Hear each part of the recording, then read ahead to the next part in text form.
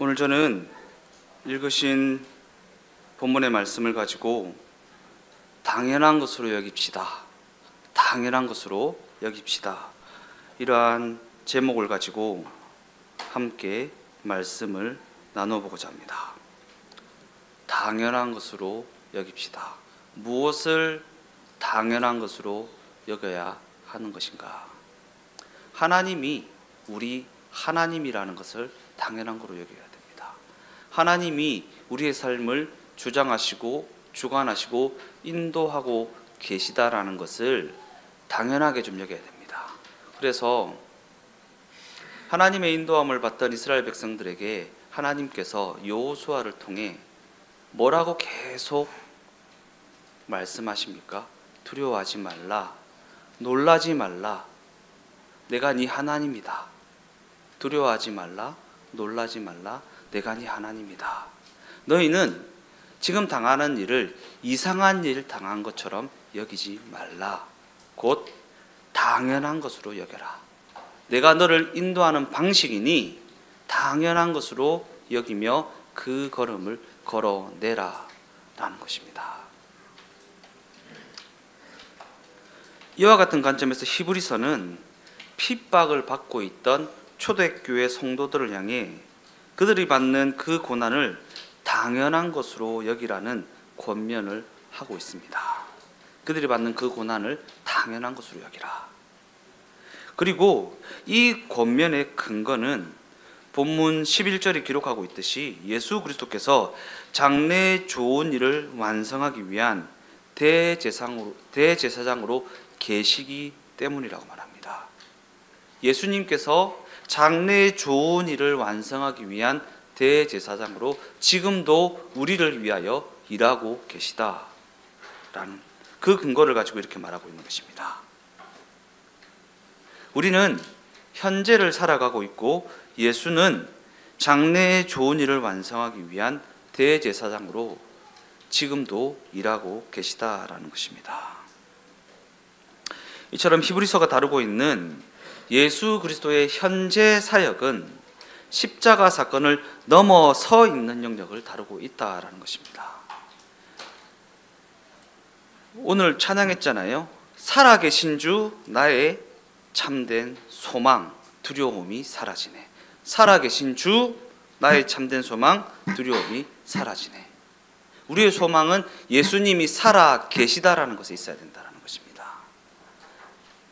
십자가를 폄하하는 것이 아니라 우리의 신앙이 십자가에 머물러서 십자가에 죽으신 예수님께 갇혀서 예수님께서 그 십자가를 지신 궁극적인 목적에 도달하지 못해서는 안 된다라는 것입니다. 즉 히브리서가 이야기하고 있는 예수 그리스도의 현재 사역, 지금 하고 계신 일은 십자가 사건을 넘어서는 영역을 향하고 있다라는 것입니다. 그런데 우리는 지난 시간에 말씀드렸던 것처럼 무슨 일만 생기면 내가 원하지 않는 일에 직면하게만 되면 그저 십자가로 돌아가 빌려고만 합니다. 자신의 신앙생활을 잘못의 기준으로 판단한 다음 잘못했다라는 생각이 들면 십자가로 돌아가 손이 발이 되도록 빌고 또 빕니다. 하나님 잘못했습니다. 이 문제 좀 해결해 주세요. 그렇게 우리의 신앙은 십자가 앞이 유일한 목적지가 되어버리고 말았다라는 것입니다. 십자가면 모든 것이 끝나는 것처럼 신앙을 생각한다라는 것입니다. 이는 우리가 이 십자가라는 자리가 종착지가 아니라 시작점이라는 사실, 새로운 미래를 향해 나아가는 출발선이라는 이해를 가지지 못하였기 때문입니다. 십자가를 통해 내가 원하는 건 이미 얻었어. 천국 티켓.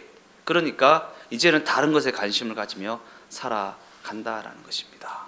그러나 현재 우리와 동행하시는 예수님은 십자가를 넘어선 영역에서 일하고 계신데 그 일하심에 발맞추어 나가지 못하고 여전히 십자가 앞에 돌아와 내가 원하지 않는 상황에 직면하게 되면 빌고 또 빌고 빌고 또 빌고, 하나님 잘못했습니다, 이것 주세요. 하나님 잘못했습니다, 저것 주세요. 라는 그러한 십자가 앞에서의 신앙으로 그 신앙이 중단되어 버린 그러한 신앙을 가지고 있지는 않은지 내 신앙을 한번 돌아보아야 한다라는 것입니다. 그저 모든 신앙 행위를 회개와 관련지어 생각할 뿐이지 그 시간을 성장을 위한 기회라는 생각은 하지 못한 채 신앙생활을 해서는 안 된다라는 것입니다. 이에 대해 성경은 우리에게 이렇게 이야기하고 있습니다. 히브리서 9장 15절 말씀입니다. 이로 말미암아 그는 새 언약의 중보자시니 이는 첫 언약 때에 범한 죄에서 속량하려고 주구사 부르심을 입은 자로 하여금 영원한 기업의 약속을 얻게 하려 하심이라. 십자가는 과거를 청산하고 새로운 시작을 만들어냄으로 말미암아 우리로 영원한 영광의 기업을 얻게 하려고 예수님께서 죽음을 감당하신 사건입니다.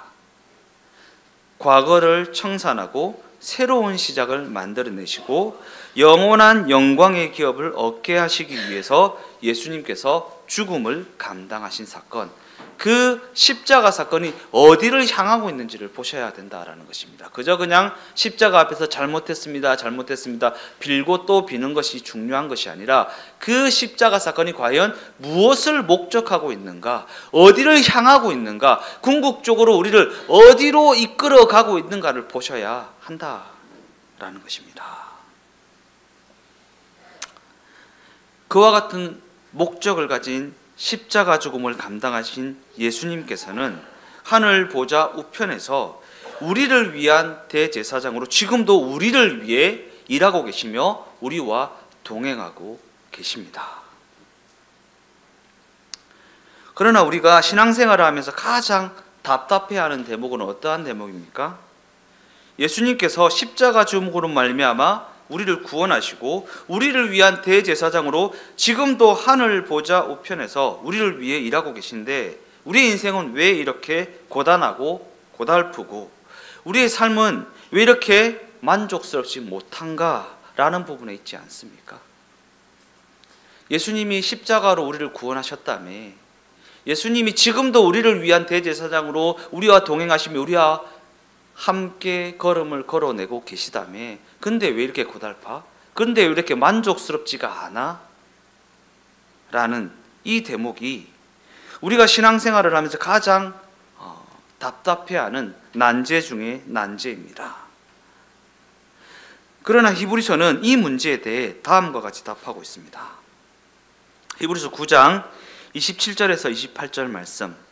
한 번 죽는 것은 사람에게 정해진 것이요 그 후에는 심판이 있으리니 이와 같이 그리스도도 많은 사람의 죄를 담당하시려고 단번에 들으신 바 되셨고 구원에 이르게 하기 위하여 죄와 상관없이 자기를 발안한 자들에게 두 번째 나타나시리라.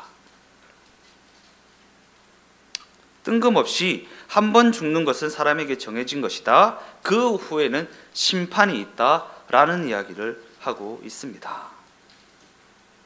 우리는 이 심판이라는 단어를 접하게 될 때면 덜컥 겁이 납니다. 그죠?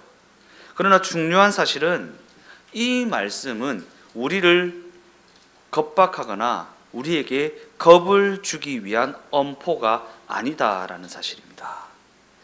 왜냐하면 이 말씀은 그저 우리가 예수의 초림과 재림 사이를 살아가고 있다라는 것을 말씀하고 있는 말씀이기 때문입니다. 예수님의 초림 그리고 재림 그 사이를 우리가 살아가고 있잖아요. 2000년 전에 예수님이 초림하셨고 이제 알 수 없는 때에 예수님께서 재림하실 건데 그 사이를 우리가 살아가고 있다.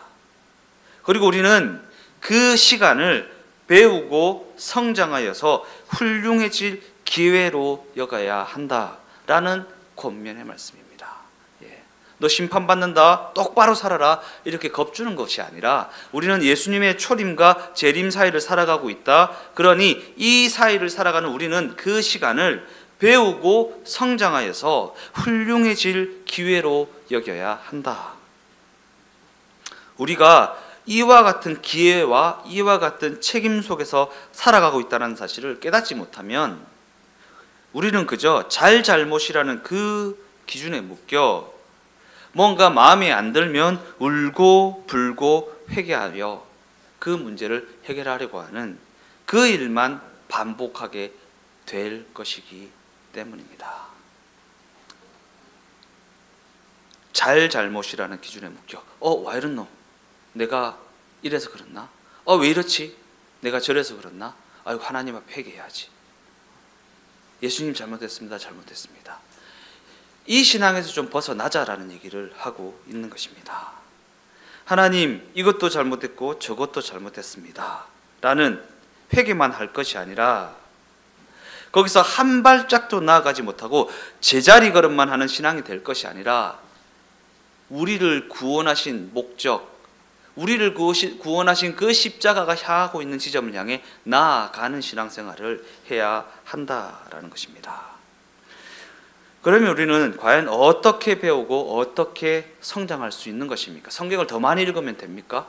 기도를 더 많이 하면 됩니까? 봉사를 더 많이 하고 내 인생에 더 많은 시간을 교회에서 죽치고 앉아 있으면 되는 것입니까? 아니요. 그 삶을 실제로 살아보아야 합니다. 우리의 삶은요, 하나님께서 우리를 성장시켜 나가기 위한 교육과정입니다. 교육과정입니다. 실제로 살아보아야 한다. 성경을 더 많이 읽어서 그런 거 아니고요. 기도를 더 많이 한다고 되는 것도 아니고요. 하나님께서 허락하신 그 인생 여정을 실제로 살아내는 것으로 말미암아 배우고 성장할 수 있다라는 것입니다. 여기 앉아 계신 분 중에 성경을 더 많이 읽어서 더 성장하고 기도를 더 많이 해서 더 많이 배우게 된 사람이 어디 있습니까? 그 인생 여정 가운데 고군분투하며 살아오다 보니까 그 과정을 통해 배우고 성장하여 그리스도의 장성한 분량에 이르게 되지 않았습니까? 우리는 실제로 살아보는 그 과정을 통해 우리에게 실력이라는 것이 길러지게 된다라는 것을 성경은 이야기하고 있다. 그리고 하나님께서는 우리에게 그러한 신앙 여정, 인생 여정을 허락하셨다라는 것입니다. 이와 같은 관점을 가지고 우리가 우리의 인생 여정을 바라보면 하나님이 우리를 많은 도전과 많은 위협과 많은 시험에 직면하게 하셨다라는 것을 하나님이요. 하나님이 직면하게 하신 것입니다. 내가 힘들어하고 고달파하고 원치 않는 그 상황, 그 도전, 그 위협, 그 모든 시험이 하나님께서 직면하게 하신 일이라는 것입니다. 우리에게 가장 큰 도전은 무엇입니까? 우리가 이 세상이 휘두르는 폭력 앞에 직면하여 서 있다라는 도전 아니겠습니까? 그래서 세상은 우리를 향해 약육강식과 적자 생존을 외치며 더 강해져야 된다, 더 독해져야 한다라고 말합니다. 네가 더 강해져야 돼, 네가 더 독해져야 돼 라는 식으로 약육강식, 적자 생존, 너 그러다가는 진짜 밟힌다, 진짜 매몰당한다 라는 식으로 겁을 주면서 말입니다. 그리고 하나님께서는 우리를 그와 같은 조건 속에 넣어두신 채 일하십니다. 그와 같은 우리가 원하지 않는 상황 가운데 우리를 넣어두신 채 일하신다. 그러나 하나님은 그렇게 그냥 넣어두시는 것만 하시는 것이 아니라 우리를 위하여 그 조건 가운데 자기 아들을 보내셨습니다. 그죠? 히브리서가 얘기하는 표현대로 하면 지금도 우리를 위한 대제사장으로 우리와 동행하고 계시다. 이 땅에 오셔서 십자가를 지신 예수님은 부활 승천하셔서 지금도 하늘 보좌 우편에서 우리의 편을 들고 계시며 우리를 위하고 계시다라는 것입니다. 그러니까 두려워하지 말라라는 것입니다. 살아계신 주 나의 참된 소망, 두려움이 사라지네. 문제가 해결되어서가 아니라 하나님이 살아계시기 때문에 두려움이 사라지는 것입니다. 내한테 문제가 없어서, 걱정거리가 없어서 두려움이 사라지는 것이 아니라 하나님이 지금도 살아계셔서 우리를 위하시는 대제사장으로 일하고 계시기 때문에 이것이 우리의 소망이고 우리의 기쁨의 근거이다 라는 것입니다. 그러나 그럼에도 불구하고 현실은 우리는 폭력과 공포가 가득한 현실에 직면하여 있다라는 것입니다. 우리는 그 현실 가운데 우리에게 다가오는 도전과 그 시험 앞에 스스로 반응하며 살아갑니다. 그 현실을 직면할 때면 우리는 다시 그때로 돌아가면 어떨까라는 생각을 하게 될 때가 있습니다. 다시 그때로 돌아가면 정말 잘할 수 있을 텐데 라는 상상을 하게 되기도 합니다. 그때로 돌아가면 내가 이 선택은 하지 않았을 텐데, 그때로 돌아가면 내가 조금 더 나은 선택을 할 수 있었을 것 같은데, 제가 한번 얘기한 적 있죠.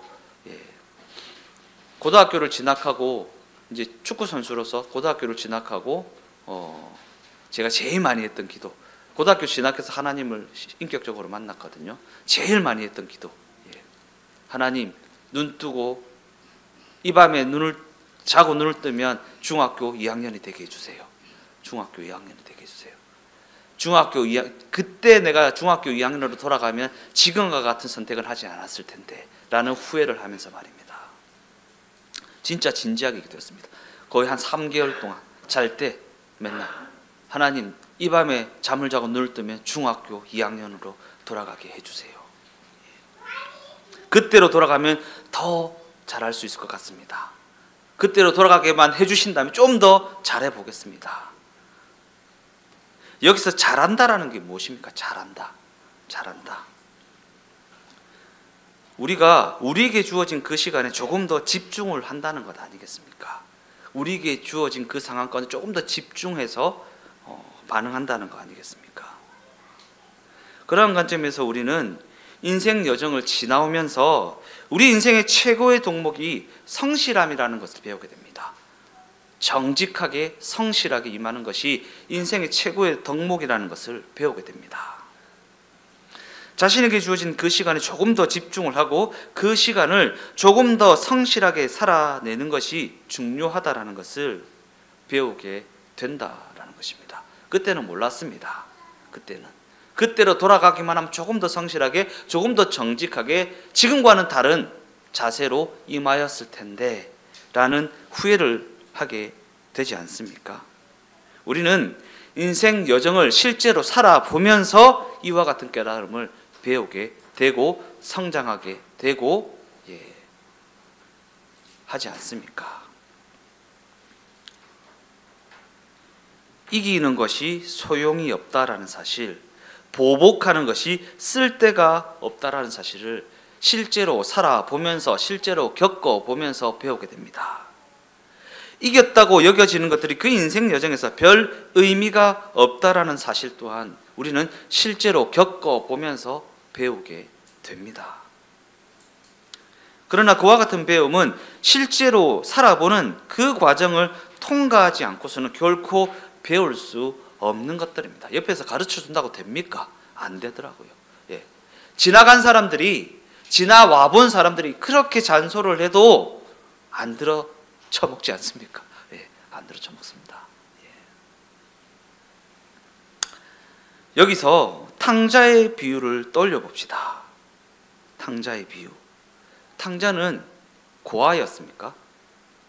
아닙니다. 그는 한 집안의 귀한 아들이었습니다. 그런데 그 귀한 아들이 집을 나가서 아버지의 부재 가운데 살아가게 됩니다. 아버지의 부재. 성경에 기록된 내용이니까 하나님의 부재, 다른 말로 하면 죄 가운데 살아가게 됩니다. 거기서 무엇을 배우게 됩니까? 아버지가 부재한 이 세상에는 진정한 가치라는 것이 있을 수가 없다라는 사실을 배우게 됩니다.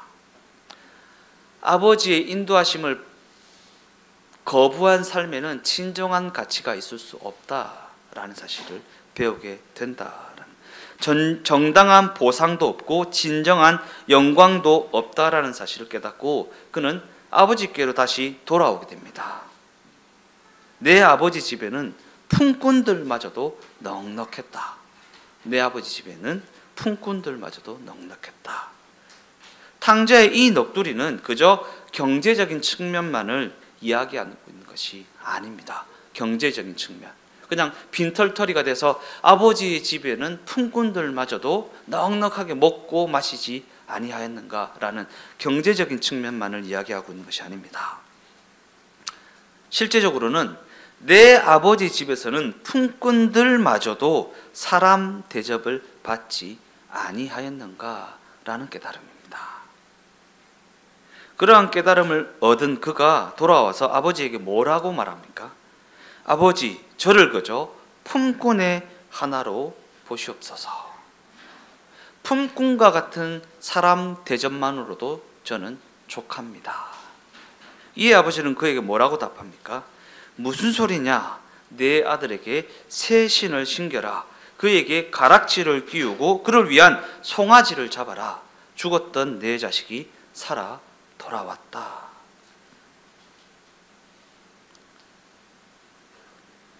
이 비유는 흔히들 생각하는 것처럼 그저 회개라는 부분만을 다루고 있는 것이 아닙니다. 회개를 넘어서는 깊은 진리를 담고 있다는 사실을 놓쳐서는 안 된다는 것입니다. 왜냐하면 이 비유는 우리가 직면한 신앙 여정을 진솔하게 그려내고 있는 대목이기 때문입니다. 우리가 다 탕자이지 않습니까? 그죠? 우리가 다 탕자입니다. 하나님의 부재 가운데 내가 해볼 수 있는 수단과 방법을 다 써본 후에 천부여 의지없어서 주께로 돌아옵니다. 아버지의 품꾼들만큼만 대접해 주십시오 라고 하면서 돌아온 자들 아니겠습니까? 처음에는 우리도 집을 나가본 적이 없는 큰아들처럼 살아왔습니다. 큰아들이 아버지에게 했던 이야기를 우리도 동일하게 외치며 살아왔습니다. 나한테는 염소 새끼도 잡아준 적이 없으면서 왜 저 자식은 다 말아먹고 빈털터리로 돌아왔는데 그를 위한 송아지를 잡아주는 것입니까? 내가 이렇게 신앙 똑바로 하면서 하나님 앞에 거역한 일이 없이 살아왔는데 왜 나는 이렇게 힘들게 하시고 저들에게는 저런 기도 응답도 해주시고 저런 어떤 집도 주시고 저런 어떤 차도 주시고 사람들이 다 부러워할 만한 삶을 살아가게 하는 것입니까? 라는 식으로 말입니다. 큰아들이 이런 불평을 하는 것은 지금 자기에게 주어진 그 자리가 과연 어떠한 가치를 지니고 있는 자리인지, 그가 그 자리에서 배워야 하는 진정한 가치는 무엇인지 전혀 알지 못하기 때문입니다. 아버지께 순종하고 그의 말씀을 따르는 삶이 과연 어떠한 가치를 지니고 있는지 전혀 알지 못하기 때문에 그는 내 것이 다 네 것이 아니냐라는 아버지의 말을 전혀 이해하지 못하였다라는 것입니다. 내 것이 다 네 것이 아니냐. 즉 아버지께서는 그와 같은 의도를 가지고 그와 함께하고 계신데 그럼에도 불구하고 그는 아직 아버지의 기업을 자기 것으로 여기는 실력을 갖추지 못하였다. 내 것이 다 네 것이 아니냐라는 아버지의 의도를 이해하지 못하니까 아버지의 기업을 자기의 것으로 여기는 실력을 조금 더 갖추어 나가야 한다라는 것입니다. 아버지가 자신의 기업을 그 자식에게 그저 맹목적으로 물려주려고만 한다면 그건 강제로 묶어놓는 자리에 불과하겠지만 하나님은 그러한 모습을 원하지 않으십니다. 하나님이 우리에게 원하시는 것은 우리의 자발적인 항복입니다. 자발적인 항복. 당신께서 자원하여서 그리하셨던 것처럼 우리 역시 자발적으로 하나님의 그 인도하심에 나아오기를 원하신다. 그렇게 기다리고 계시다라는 것입니다. 주변에서 그런 사람들 본 적 있죠. 기업을 이제 묻는데 그 아들이 때려 죽여도 하기 싫다는 거예요. 때려 죽여도. 나는 하기 싫다. 근데 옆에서 보면 정말 저거 진짜 배가 불러서 이렇게 배가 불러서 저 귀한 기업을 근데 그냥 맹목적으로 물려주려고만 한다면 자발적으로 나오지 않는다면 그저 그냥 강제로 묶어 놓는 것에 불과하다라는 것입니다. 하나님은 그런 식으로 일하지 않으신다라는 것입니다. 우리가 자발적으로 하나님의 영광의 기업에 참여하는 자가 되기를 원하셔서 기다리고 계시다라는 것입니다. 우리가 자발적으로 나오기를 원하신다. 우리가 구원을 받은 것은 우리가 소원하고 우리가 기도를 하여서 그에 대한 보상으로 주어진 것이 아닙니다. 우리가 아직 죄인 되었을 때 하나님이 우리를 자발적으로 찾아오신 것입니다.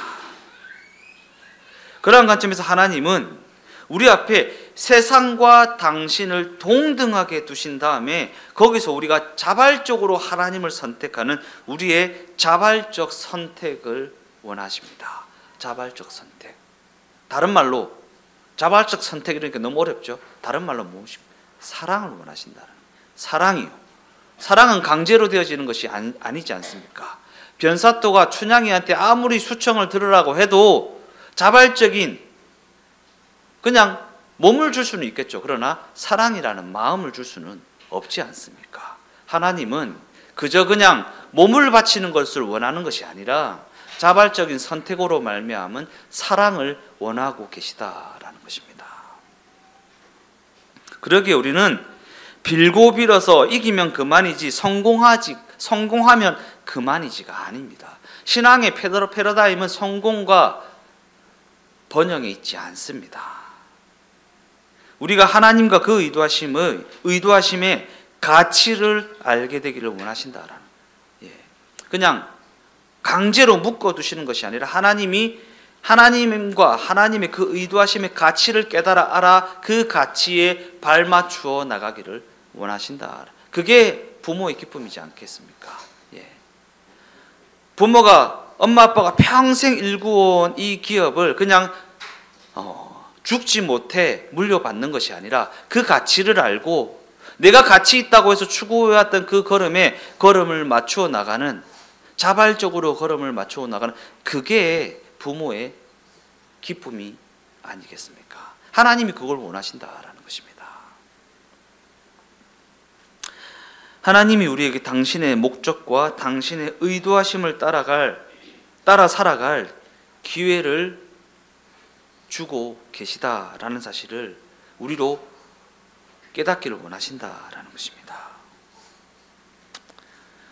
이와 같은 관점을 가지고 에베소서 4장 13절에서 15절까지의 말씀을 읽어보겠습니다. 우리가 다 하나님의 아들을 믿는 것과 아는 일에 하나가 되어 온전한 사람을 이루어 그리스도의 장성한 분량이 충만한 데까지 이르리니 이는 우리가 이제부터 어린아이가 되지 아니하여 사람의 속인수와 간사한 유혹에 빠져 온갖 교훈의 풍조에 밀려 요동하지 않게 하려 함이라. 오직 사랑 안에서 참된 것을 하여 범사에 그에게까지 자랄지라. 그는 머리니 곧 그리스도라. 이처럼 하나님은 우리를 당신께서 의도하신 그 십자가가 의도하신 신적 경지라는 자리로 우리를 부르고 계십니다. 그저 그냥 죽을 인생을 건져냈다 해서 끝내는 것이 아니라 건져내어서 당신과 동등됨이라고 하는 신적 경지의 자리까지 우리를 이끌고 계시다. 그 십자가의 사건은 이것을 목적하여 있다라는 것입니다. 그러면서 우리를 당신의 자녀라고 당신의 신부라고 부르십니다. 우리한테는 당신을 남편이라고, 아버지라고 부르라고 말씀하십니다. 결론적으로 말씀을 마무리하겠습니다. 우리가 우리의 인생 여정이라는 것이 하나님 아버지께서 이와 같이 그리스도의 장성한 분량에 이르게 하기 위한 하나님의 구체적인 일하심이라는 사실과 성장을 요구하시는 시간이고 성장을 기대하는 기회라는 사실을 안다면 우리는 그저 이런저런 명분과 핑계를 내세워서 오늘이라는 시간을 낭비하거나 그 책임을 외면하는 인생을 살아갈 수 없을 것입니다. 예수의 십자가가 무엇을 목적하셨으며 예수의 십자가로 말미암아 우리에게 주어진 이 오늘이라는 시간이 어디를 향하고 있는지를 알면 명분과 핑계를 내세워서 낭비하거나 외면하지 못한다라는 것입니다. 이는 결국 우리에게 사랑을 요구하고 계시다라는 것입니다. 사랑이요. 사랑이라는 것은 윤리와 명분을 이야기할 수 있는 자리가 아닙니다. 윤리와 명분, 다른 말로 하면 사랑의 앞에서는 핑계를 댈 수 없어요. 핑계. 사랑 앞에서는 핑계를 댈 수 없어요. 이래서 그랬다 저래서 그랬다. 핑계를 댄다는 것 자체가 이미 외도를 하고 있는 것입니다. 그죠? 핑계를 댈 수 없는 것이 사랑입니다. 사랑이라는 것은 최고의 자발성이 요구되어지는 자리이기 때문입니다. 그러기에 우리는 사랑하는 존재로 성장해 나가야, 사랑하는 존재가 되어져야 합니다. 즉 사랑하는 존재로서 책임을 감당하는 자리에 도달해야 한다라는 것입니다. 많은 경우 사람들이 종교를 가지는 이유가 무엇입니까? 자기의 책임을 신적 존재에게 미루기 위해서가 아닙니까? 기독교 신자들도 이런 기도를 하는 경우가 있습니다.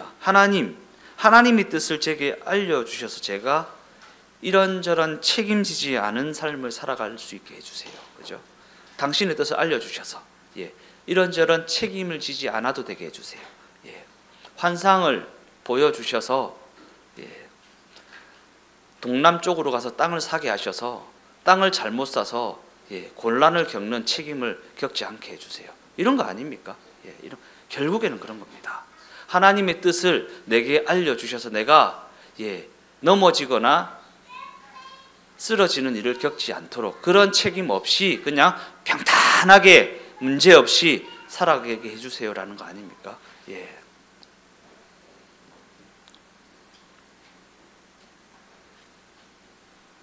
그러나 하나님은 우리 신자들이 하나님께서 의도하신 그 자리에 이르러서 우리가 그 자리를 사랑이라는 내용으로 채우게 되기를 원하십니다.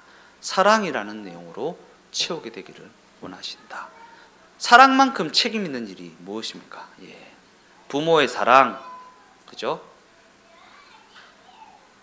연인 간의 사랑, 책임을 감당하는 것, 대가 없이 그런 사랑이라는 책임으로 채우게 되기를 원하신다. 즉 스스로가 사랑하는 존재로서 명예롭게 책임을 지는 자로 그리스도의 장성한 분량이라는 자리까지 자라게 되기를 원하신다라는 것입니다. 때로는 기도하는 것 외에는 방법이 없고 그저 비명밖에 지를 수밖에 없는 그러한 상황을 맞닥뜨렸을 때, 그럼에도 불구하고 하나님이 전혀 답을 주지 않으실 때 우리는 어떻게 해야 되는 것입니까? 기도하는 것밖에는 답이 없고 비명을 지르는 것 외에는 할 수 있는 것이 없는데 하나님께서는 묵묵부답으로 일관하실 때 우리는 어떻게 해야 하는 것인가? 그때는 그저 실력만큼만 하면 됩니다. 실력만큼만.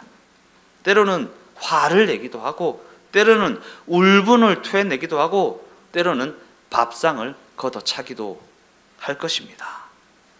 그게 우리의 실력인데 어떡합니까? 그 실력만큼만 하면 됩니다. 그러나 우리가 그러한 일들을 실제적으로 겪고 나면 무엇을 배우게 됩니까? 여러 번 얘기했지만 밥상을 엎으면 엎은 사람이 치울 수밖에 없다라는 것을 배우게 됩니다. 예, 밥상 엎어봤거든요. 제가 다 치웠습니다. 예, 제가 다 치웠습니다. 예, 우습더라고요. 나중에는. 예, 제가 엎은 밥상을 제가 치우고 있는데 참 웃음이 나더라고요. 예. 그 과정을 통해 이는 진정한 강함을 드러내는 것이 아니다. 명예로운 일도 아니다. 그저 못난 짓을 한 것에 불과하다라는 사실을 배우게 된다라는 것입니다. 그러기에 각자의 신앙 여정을 그저 참되고 성실하게 묵묵하게 살아내십시오. 누군가를 비난하고 원망해서 누군가에게 책임을 떠넘기는 언행에서 벗어나십시오. 밥상을 왜 엎었습니까? 누군가를 비난하고 원망해서 그 책임을 그에게 떠넘기기 위함 아닙니까?